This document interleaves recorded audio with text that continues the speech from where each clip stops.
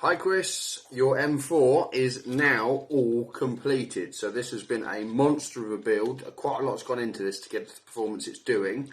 So, in no particular order then, obviously we've done a full service except on the gearbox. We have put in a set of 14:1 gears.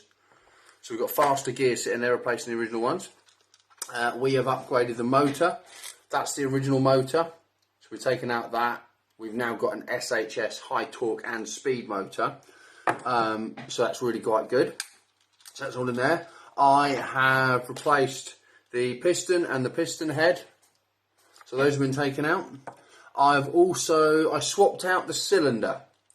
Now your cylinder, although in itself nothing wrong with that cylinder or the cylinder head, I've swapped it for one that's ported, and the reason we've done that is because obviously we were going for a fast rate of fire. That means that when you go past the port, I assume you know what I mean by that, it's one of these that has a hole in it.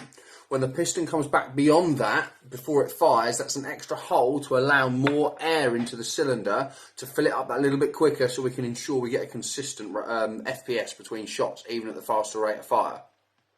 So I've replaced all that, and the reason we did the cylinder head was so that I could use one of what I would call it's like a foam domed piston head, and it just means everything sits nicer with the piston and the pickup on the sector gear, because it just gives it that little bit of spacing, enough to make it sit comfortable without the need of anything else, and it also gives it a softer kind of impact as it comes forward.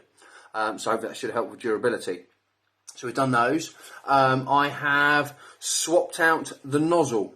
The reason we swapped the nozzle out is because we've gone for a slightly shorter one, so it's about 1 mil shorter, and the reason we've done that is so that when that pulls back, we've got that extra fraction bit of a second for the next BB to load.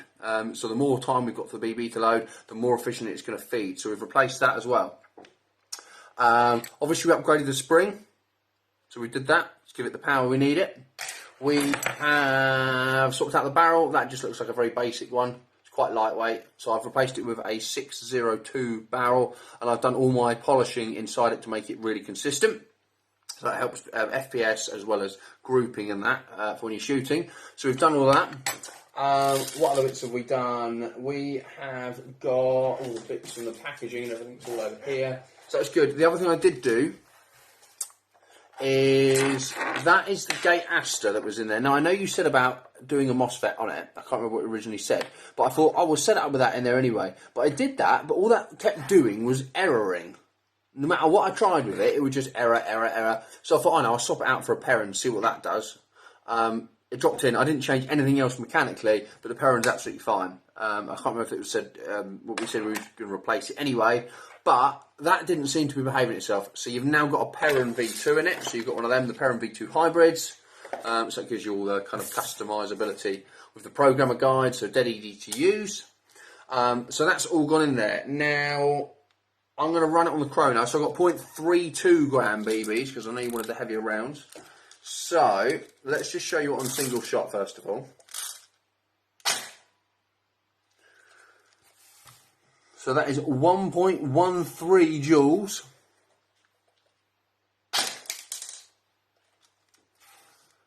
.07, so 268 feet per second.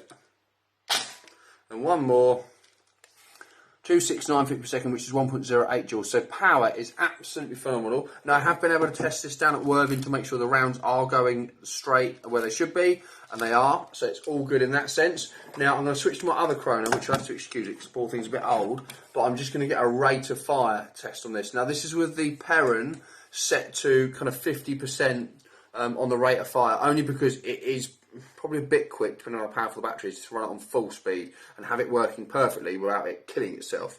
But at the minute, with it set to as it is with 11.1, that has just done. Let's see if we can do this without it turning off, because this is very aged, this chrono. So it's been a consistent feet per second of 272 feet per second, which is 1.1 joules.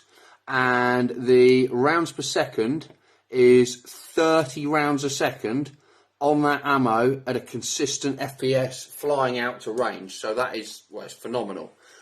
Yes, if you turn the Perun up a bit in terms of speed, it probably will go a bit faster than that. Would I do it? Probably not. I'd go for durability, and I would say that should be pretty solid as it is. But yeah, that is now ready to rock and roll. Absolutely fine. Feeds flawlessly. So yeah, all ready for collection whenever you are. Keep me posted. I'll speak to you soon.